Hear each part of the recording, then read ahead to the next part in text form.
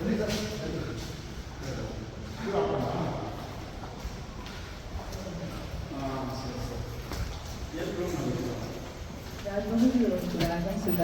ಆತ್ಮೀಯ ಸ್ವಾಗತವನ್ನ ಕೋರ್ತಾ ಇದ್ದಾರೆ. ರಜನಿಕಾಂತ್ ಸರ್ ಅವರ ಆತ್ಮೀಯ ಗೆಳೆಯ ಸರ್ ಅಲ್ಲಿ ಈಗಷ್ಟೇ ಬಂದಿದ್ದಾರೆ ಈ ಒಂದು ಸಿನಿಮಾನಲ್ಲಿ. ಓಕೆ, ರೆಡಿನಾ? Okay, please. ಅವ್ರಿಗೆ